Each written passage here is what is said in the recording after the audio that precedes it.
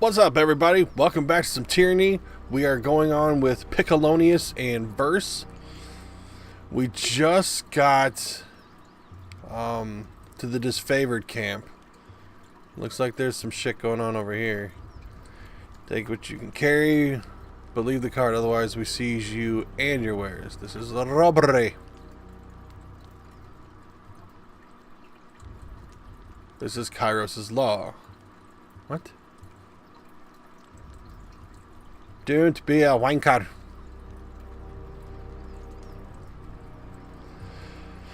Crescent Runner. Hail, Fatefinder! The disfavored scout nods at your approach. Camp's on up ahead. Don't mind us, just clearing out the rabble. I still don't understand what I've done to offend. I respect that these are not his favorite lands, and I'm happy to give the Legion a proper toll, but she's going on about trading rights. What nonsense is that? I'm not allowed to trade one thing for another. It's not like I'm selling weapons to angry peasants or anything of the sort. You're on disfavored land. These warriors have the right to kill you. You should be more thankful they're even listening to you speak. The Overlord regulates all trade. If you lack the proper permits, your goods are forfeit.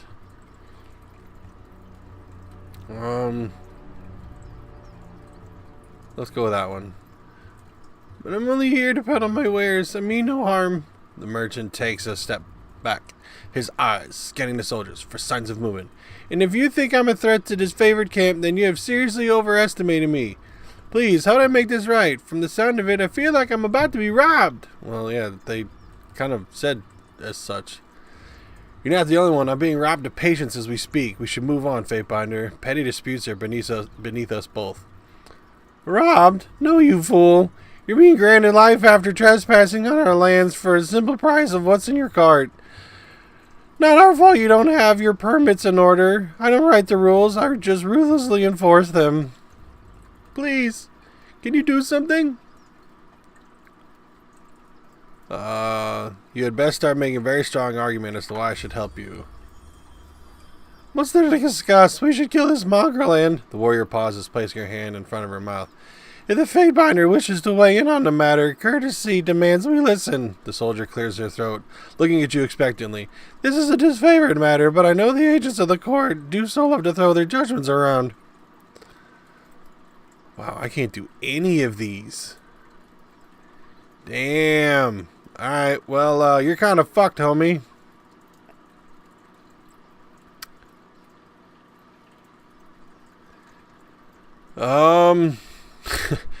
It's either leave him alone or as you were. I guess as you were. I'm sorry, dude. There was no other options. You're still alive. Slow down a moment. I know we're both eager to watch the Archons bicker over tactics like a pair of magpies, but I need to ask you something first. What's that? The voices of Nerat told me that you've come as a mediator. Considering the source, well, I can't help but feel I'm only hearing half the story, so let's have it out. What's so special about you?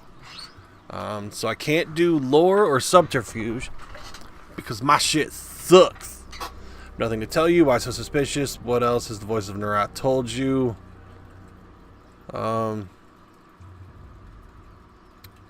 Only that I could find you in Edgering Ruins. Truthfully, I could have picked you out of a crowd. You're the only one of us who hasn't spent the last few months bathing in the stink of the Matani River. Why so suspicious? Just a feeling I've got when the Archons are together. The arrogance has taught us a bowstring. I can't help but think no amount of compromise will get them seeing eye to eye. Alright, fine. I'm here to deliver an edict from Kyros. That makes a crazy kind of sense considering how long the siege has taxed the army. I can understand why Kyros would send you with an edict to speed things along. Have you read it? Do you know what it says?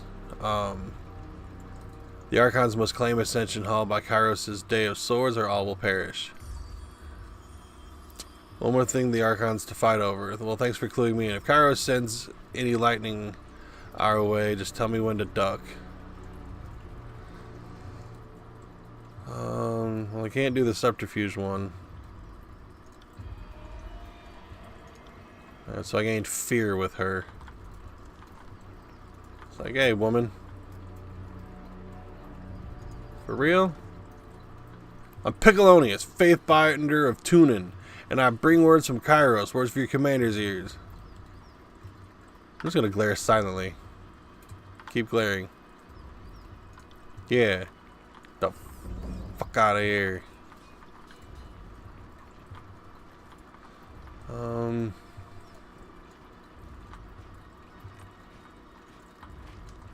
Oh, here we go. Time for the Archons, baby! Yesterday you chided me for wishing to wait. Now you suggest an even longer delay? Screw that noise. That's 4 reports of avalanches in the mountains now. The Tearsmen can barely count past 9. They have neither the capacity nor the cause to close off the mountain passes. Either way, that leaves the 2nd and 4th cohort trapped outside the valley. The Archon of War pounds his staff on the ground to punctuate his words. A large and imposing man to begin with, his profile is made larger still by his hulking suit of armor that hums with mystic energy. Or it's the work of your perfidious Earthshakers. Only a fool would not suspect a traitorous Archon of poisoning the mind of his students with sedition. We would have killed the Earthshakers Guild for their master's treachery, but I'm sure you have some perfectly valid reason for allowing them to live as your pawns. The Archon of Secrets passes a scepter between his hands as he speaks, twirling the rod in hypnotic circles.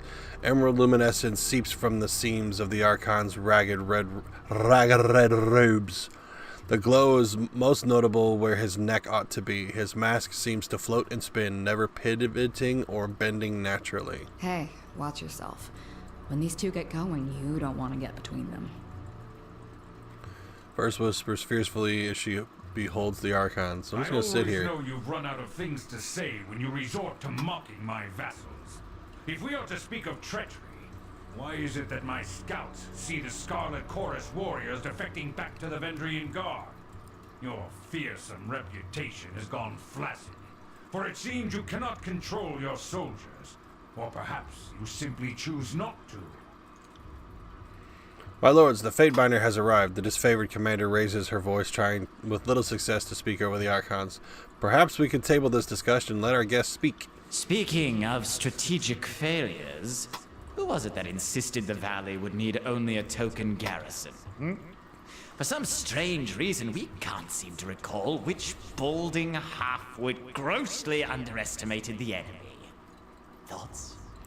The Archon of Secrets twirls his scepter in a twisting loop, his leather-wrapped hands flipping the heavy rod with an effortless flow. I'm going to remain silent still. You left agents within these Tearsmen when they surrendered. Either you failed to see this coming, or you knew and let it happen.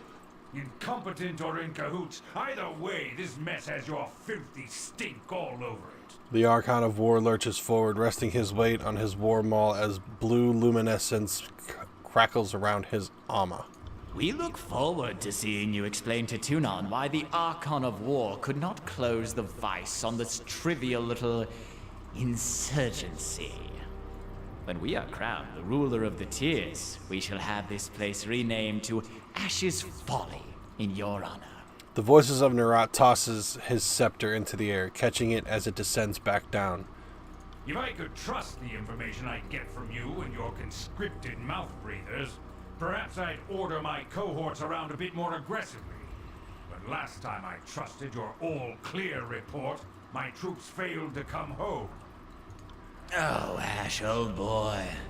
If you're going to have a little sob every time one of your nieces or nephews dies to the Tearsmen, perhaps we should have Siren sing you some calming lullabies to help you cope with your grief. The Archon flips his scepter 3 times around, humming gleefully.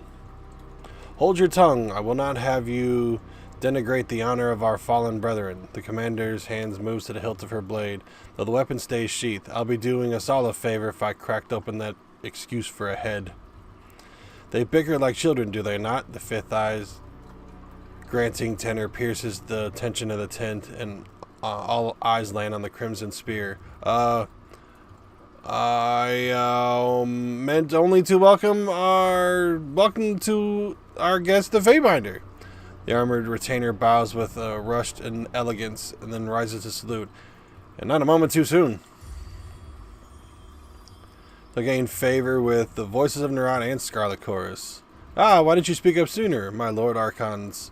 The governor of Lethian's Crossing has finally arrived. I beg you to cease your argument for a moment. I can't do the Damn it! Welcome, Firestarter. We have been eagerly anticipating your arrival. Perchance you bring another of Kyros' edicts to savage the enemy? My soldiers tell me you helped Commander Drotus on your way through Edring. You honor the court with your selfless cooperation, for that is the sort of camaraderie that Kyros demands of us all. My dear Binder, we won't be done bickering until the last of Ashe's hair falls out. We'll pause for you to read your little missive. Go on, don't keep us all in suspense. Once again, you bring us support in a time of need. We fondly remember your service to the chorus in the taking of the bastard city. We knew back then you were destined for great things. But we had not anticipated you would be twice honored with the task of proclamation. So, do not keep us waiting. What is the Overlord's will? So every one of these options is pretty much the same. The first one is the Overlord's loyal servants must hold Ascension Hall by Kyros' Day of Swords, or all in the valley shall perish. Second option is it seems you need some encouragement to work together. Kyros' edict will end the lives of everyone in this valley unless Ascension Hall is claimed by Kyros' Day of Swords. And the third is, in honor of your incompetence and disarray, the edict will execute every living thing in this valley unless Ascension Hall is taken by Kyros' Day of Swords. We're going to go with option 3. I gain favor with all of them. The earth sways each word, with each word you utter, the air thickening with warmth as you pronounce the tersely phrased commandment. It's every syllable drafted by the hand of Kyros. With the edict proclaimed, your pulse quickens and the muscles in your legs, worn from a long trip down the mountain, feels renewed. The tired limbs now nearly buoyant with vigor. And then this is what happens when I read it. The Overlord means to compel us into action. No doubt the avalanches in the mountains are part of this ultimatum. We must conquer the Oathbreakers or die in failure. There is no room for error, and no other way out of this valley alive. We'll need to advance across the Mittani. We lose everything if we stand still. And we move to back up Plan Green. The Earthshakers didn't make it over the mountain in time. So we do this the hard way. Over the walls instead of through. The Archon of War taps a finger against his temple. A low rumble escapes from under his beard. So, you found your backbone at last! Oh, we were worried past humiliations would make you soft. Timid. That was a record for you, right? The baker's dozen lost in one sortie. If you had waited for the chorus reinforcements, maybe we'd have eyes and ears on the matter. The Archon of Secrets passes his scepter from one hand to the next, chuckling softly with each toss. So now it's bicker all you wish, you're just wasting valuable time. Are you too daft? It is your indecision and bickering that necessitated this edict. Learn to work together, we're all doomed. Remain silent. Subterfuge 21. They call you the Archon Secrets, but you certainly don't seem to know anything remotely useful. I'm going to remain silent for a moment. You make it sound like you've been putting even the slightest effort into getting a foothold across the Mittani, when all you've done is set your gangs to uncoordinated raids. You're the Archon of Secrets. Why is it you still don't know the enemy's full strength and capabilities? Maybe you know, and choose not to share. Look, if you're afraid to send more troops against the Oathbreakers, just admit that you're a coward and allow us to take charge of the situation. The Scarlet Chorus will be happy to prove it can do what the disfavored cannot. So I think I'm going to try and as much as I want to side with the Scarlet Chorus over here, I think I'm going to go with Subterfuge just to help get that up and, you know, have some subterfuge-y experience. I second the fate binder. Thought you had the memories of one of those Oathbreakers rattling about that bronze gourd of yours. So I got fear with Kyros verse, which is sucks, mighty but... spy master. Please enlighten this gathering of allies with some scrap of strategic insight. The Archon of Secrets turns his head to the side until the face of his mask has turned around and a new facet of the mask presents itself as facing forward. When the next Archon speaks, the trembling voice of a younger man can be heard. Our river was to be the bulwark, but with the Tidecasters slain, what hope remains? It's so cold in here. Help me, please. The Archon turns his head far to the side until the previous facet of his mask now looks forward. Our sources tell us the Oathbreakers had some sort of magical trick in store. But this knowledge is tinged with fear, trepidation. If we make a move for the Matani, we suspect the Oathbreakers will mount a counterattack that is equal parts valiant and futile. Then enough talking, there's work to be done. My lord, Barrick and his band have been drilled on the Echo Call assault plan. The Crescent Runners should be briefing him as we speak regarding the latest enemy movements along the river. I will dispatch him at once. The Iron Marshal salutes, clapping her gauntlet to her breastplate. And I will ensure the chorus stands ready to march. If the disfavored can take the river, the chorus has manpower to secure the outer ring of the valley. Our soldiers clamor for battle, and at last we shall have it. Verse, we command you to continue guarding the Fatebinder. Tunan's Chosen is our honored guest, and must be shown our finest hospitality. I won't let you down, boss. He'll get through the campaign in one piece, as long as he doesn't do anything too stupid. The Archon twirls his scepter one last time, taps the fifth eye on the shoulder, and the two depart.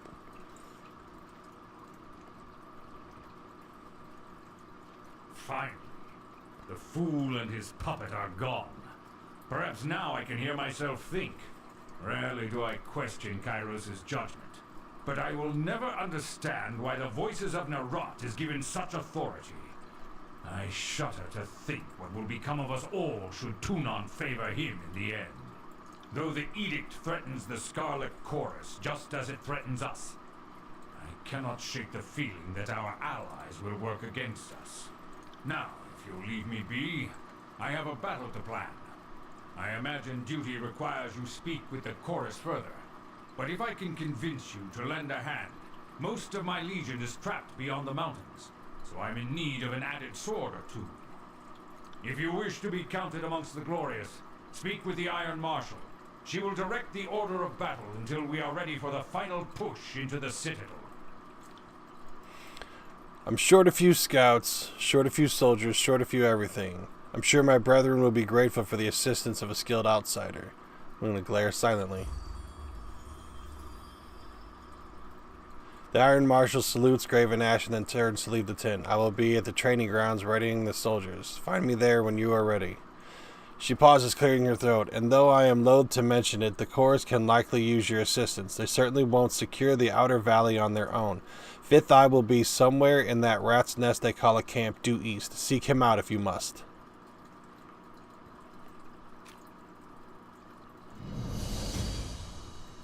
Proclaim Kyros' edict to the legions. To the archons. Whatever. Paltry words mean nothing to me. Alright, speak with the Fifth Eye at the Scarlet Chorus camp. So, speak with Iron Marshal Aranos. So up here it says Kyros' Day of Swords, and it shows you here. This is how many days I've got to finish this until it's essentially game over.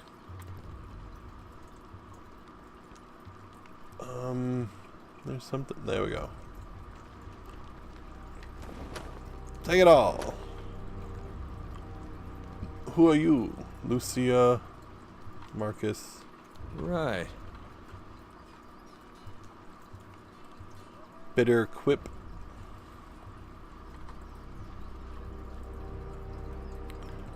Drat.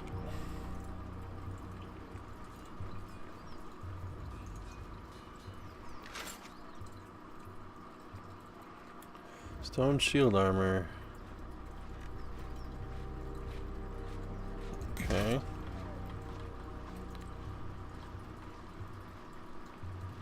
That's Earthshaker. It's the Iron Marshal chick. Excuse me, pardon me. Alright. So that's a bow. What is...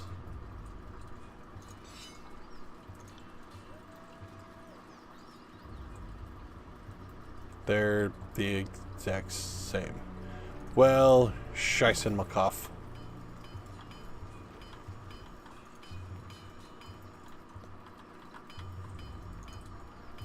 Hey, this box looks important.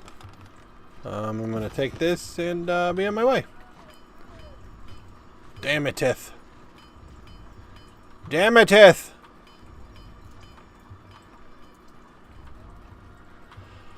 Okay, so let's talk to her. Just don't coddle the impact. Push back with your shield. Take the momentum.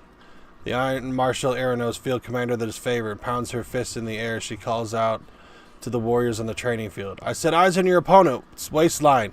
If you spend more than a glance checking his footwork, you've lost. The disfavored officer turns towards you, adjusting her pale golden surcoat as she clears her throat. Need to stay on top of the troops or their skills will rust. It's for their own good, even if they don't deserve it. It was mentioned you were short on warriors and need help. What's the situation? I have brigades amassing along Placid, Echo Call, and Little Tooth crossings. The Vendrian Guard may be able to hold one bridge, but they cannot hold against a concerted three-prong attack. I have no right to give you orders, but her words falter and a short cough breaking her flow.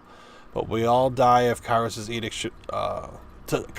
edict should we fail, so I'm not about to let my pride blind me to the value of good help. I will assist. This is the second major attack in the river, correct? What happened last time? Was the value of taking the crossing? Did his favor need my help? This is the second major attack in the river, correct? What happened last time? Defeat in detail. We carved a bloody path up to the river, but at that point, everyone who charged ahead was lost. We had no chorus backup. It was just a few disfavored squads. I can't tell you exactly how they were defeated, but we lost the whole assault team. She shakes her head, letting out a long, pained sigh. We found bodies washing up on the river for days. It's not often the Tearsmen put up such a good fight. It certainly made us reevaluate the number we'll need to take this valley. So Burst says, really? Are you sure our scouts didn't give you all sorts of detail about the enemy and you chose to disregard our warnings? We can pass out blame after the war. Only Oathbreakers matter now.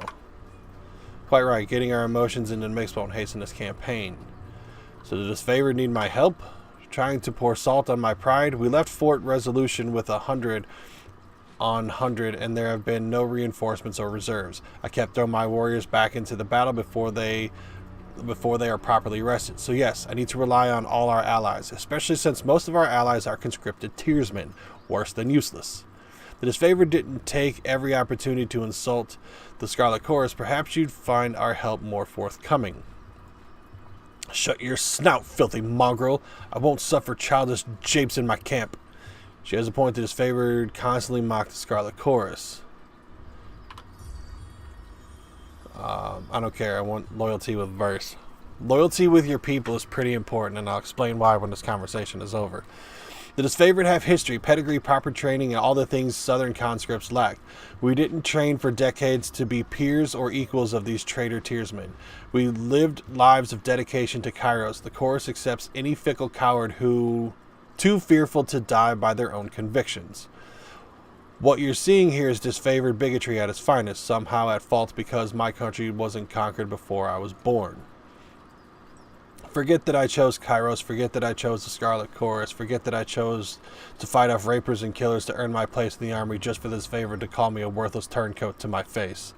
No one gave me a suit of armor that I could hide behind. No one issued me a sword and measure of authority. I took everything I have and I fight every day to keep it. Fucking northern swine. My frustration was aimed at those in the chorus who accept Kyros lightly. The disfavored commander withdraws half a pace, like loyalty were some shifting breeze. Shitting breeze. What's the value of taking the crossing? We can't just march from here to the Citadel with the Vendrian Guard manning the riverbanks, forwarding troops and supplies, even though though even the narrowest points of the river makes us vulnerable to attack, especially since our armor wasn't built for swimming. She points north towards the mountain spire looming on the horizon. If we could take the river, we have a clear march to the Citadel, and Ascension Hall will be ours in no time. What's my help worth to you? What is it worth? Eranos takes half a step back, placing her arms on her sides. You read the edict. If we don't take Ascension Hall, it's your sorry hide too. Do you need to bribe to care about your own survival? I just wanted to poke at you a bit. Calm the fuck down. Then our plan might work. The Iron Marshal lifts her gauntlets close to her face, shifting her eyes from you to the metal articulations. We are loath to work with those who do not share our training and our values, but we know that Tunan, the adjudicator, selects only the most capable minds for his court, and I trust you will honor us all on the field. Antio will be leading the charge at Echo Hall Crossing. Assisting you will be Barrick, the Stone Shields. She points to a heavily armored soldier standing sentry to the edge of the training field. That guy. Right here. Before you ask, no, the Forge Bound weren't sloshed on Dappleseed when they fitted his armor. He survived the full force of the Edict of Storms, and this armor doesn't exactly come off. Tactically, it's quite brilliant, but otherwise, it's something of a curse. Tapping her helmet twice, Eranos signals to the hulking presence. Barrick, come meet the Fatebinder. The soldier that steps up to you better resembles an amalgamation of rusted blades and mismatched pieces of armor fused into a vaguely human shape. He reeks of sweat, feces, and whatever oil treatment keeps him flexible. Fatebinder, the Iron Marshal has tasked me with keeping you alive, and I have no intention of disappointing her. That should be enough assurance for anyone. I'm gonna nod silently. Barrick, is that you under there? I had no idea you were in Vendrian's well. Fatebinder, do you know this walking anchor? Just a minute, you two know each other? No. Oh, that is to say, yes. I'm already as familiar with this ironclad halfwit as I care to be. She regards Barrick with a mixed We don't look. have time to trade jabs today, Verse. After the siege, you can throw as many tantrums as you please. I suggest that we remain focused on the mission. No offense to the mission, but seeing you looking like a garbage heap and reeking of a mass grave is more amusing by far. Did you forget how to don your armor, or did Graven Ashe leave you out in the rain? Barrick sighs, a frustrated growl shaking his iron enclosure of a suit.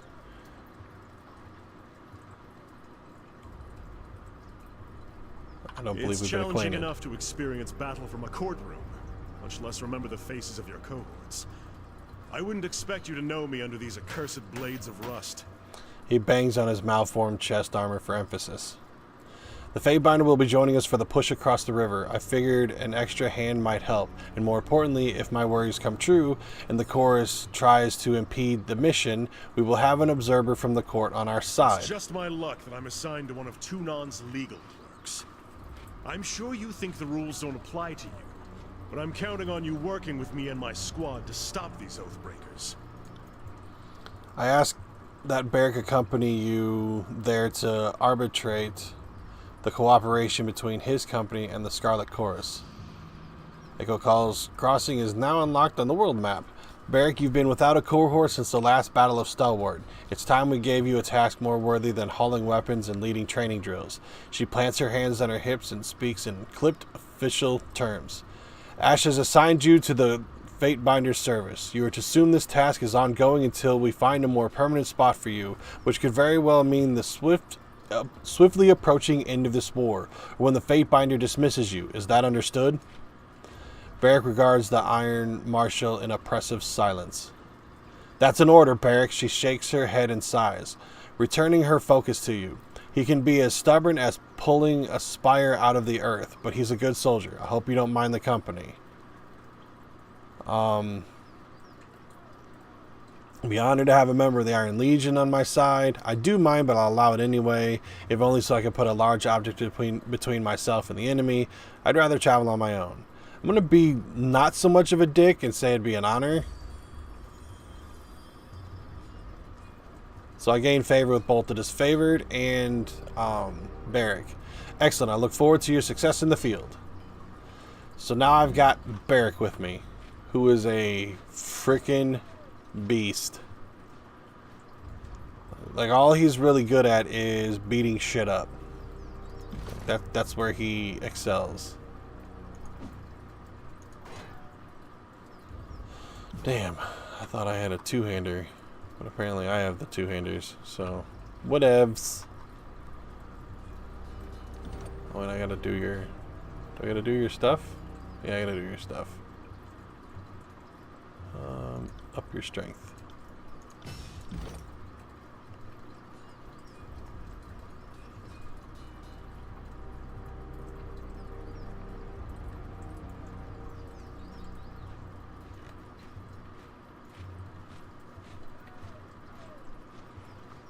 Okay, increases one-hand and two-hand melee weapon damage. That's what we're gonna go with.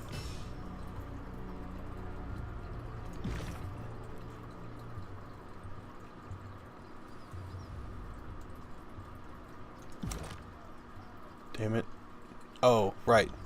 So, the reason why I said I wanted to work on loyalty favorites and stuff like that is you start getting abilities that you can do once you get up to a certain level of loyalty.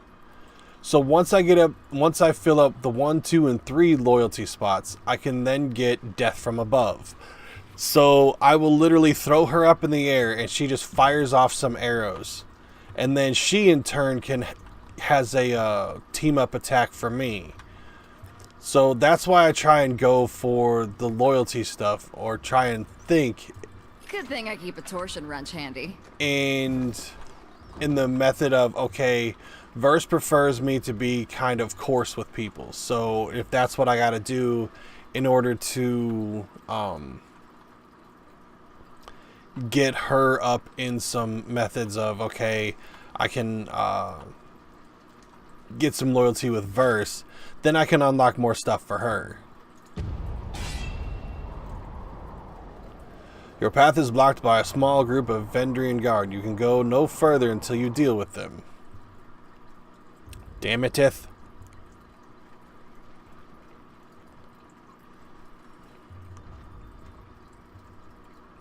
That's far enough, Fatebinder. A woman's voice booms from atop a nearby outcropping. Flashes of aquamarine body paint peek out from under her loose-fitting traveler's garb, and her outfit is festooned in braids and knots of sailor's line. Flanked on either side by warriors dressed in Vendrian Guard regalia, a woman leans on an elaborate bladed staff pulsing with arcane energy. A swath of blue fabric rests draped over her arm. So the swath of blue fabric is the blue flag, is a symbol of diplomacy and truce recognized across most of the known world, and is a custom to the Tearsmen, and it is a custom the Tearsmen hold dear. To harm another person under the auspices of blue flag is a grave offense in both Tears and in Kyros' empire. The customary punishment is death. So that's just automatic. You see a piece of blue cloth, you just sit and chill. In accordance with ancient customs north and south, I offer and request a delay of blade. There are matters we must discuss without fear of reprisal. The woman bows deeply, lowering her head in a practiced display of etiquette.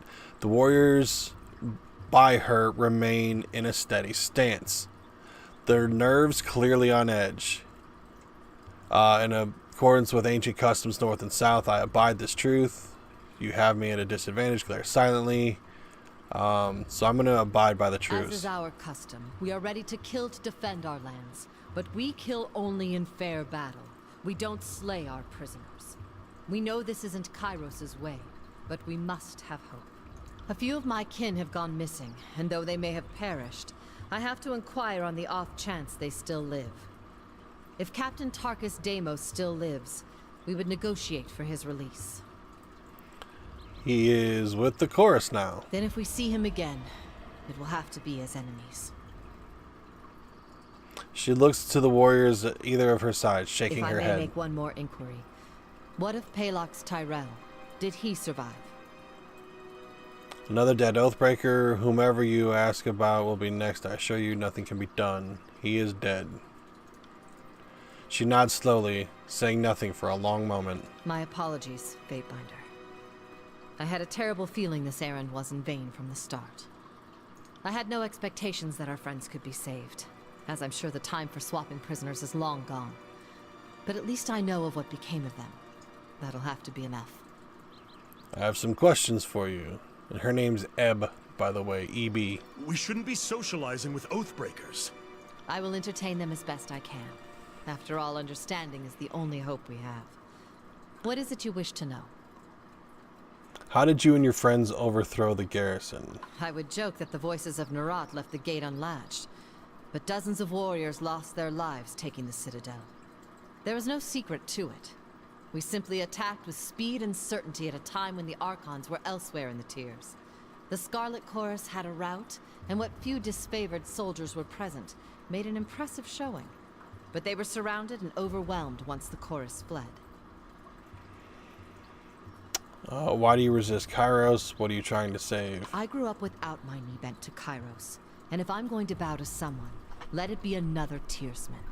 We've ruled ourselves just fine for centuries, so we'll give our lives so that our sons and daughters might rule themselves. The Younger Realms were beset with constant battle. You prefer that to Kyros' order. Only your daughters are really free in the tiers. Why fight against Kyros' equality? What makes you think you have a chance? But a mage like you would not be the subject of such superstition and fear under Kyros' reign. So I'm going to do the constant battle thing. You make conflict sound like a bad thing. Yes, the Younger Realms saw frequent battles, but it was never this wholesale slaughter like we've seen of late. No Tiersman ever cast an edict on the soil, or forced prisoners to kill each other, or butchered beastmen tribes. But a mage like you would not be subject to such superstition and fear under Kyros' reign. I doubt life is any better sworn to some mad Archon. I'd rather stand with my fellow Tiersmen. Or, I suppose, stand immediately behind them in the event of an attack.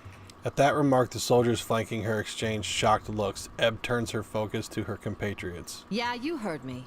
Way things were years back, you'd all be calling me a water witch and conspiring to sell me out to the nearest sage. Just because I'm helping you stop Kyros doesn't mean I've forgotten the hospitality of ages past. And people wonder why the Tiersmen could never unite in time to fight back. It's refreshing to see that some things never change. Alright, let me ask you something else. I'm done enough. talking to you. But now a question for you. The Edict. I can feel its magic coursing through the air. Everyone can. But those of us enlightened to the currents of magic feel it most. The wording of the Edict. What was it? Such details are for Kyros' warriors only. So you will not say. I expected as much. Can it be worse than endless storms or fire pouring from the earth? Not that you'd answer that either. I've another question for you, if you will entertain it. Are we really standing here and chatting with Oathbreakers? It's hard to watch. Like cuddling a goat you're going to kill for dinner. A shame. But if you have no heart for discourse, I will take no more of your time. In accordance to our ancient customs, north and south, let us conclude this truce in peaceful accord. May peace find you soon, Fatebinder. She and her retinue turn to leave. Yeah, you better run! Wait a minute. There's a thingy here? Right.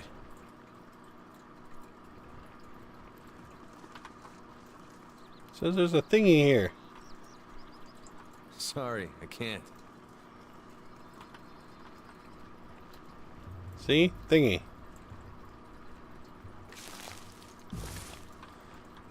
So what am I not clicking on over here? It's supposed to be like right here-ish. WTF, mate?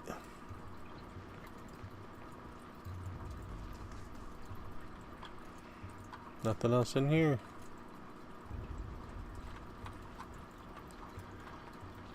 Damn it, Teth. It's gonna piss me off. Where is it? Where's the blue thing? Nah. Alright, I'm gonna stop here. Hope you guys are enjoying. We have 8 days left until the Day of Swords when everything in here dies. So, as always, make sure you hit that thumbs up button. Let me know you like what you see. Is there something else you'd like to be done different? Enjoying the story? Any of that stuff so far, let me know. And as always, make sure you're subscribed. Share the video. Hopefully bring some friends with you next time, and we'll enjoy some stuff together. Until I see you guys in another video, I'm Pickle, and I'm out of here.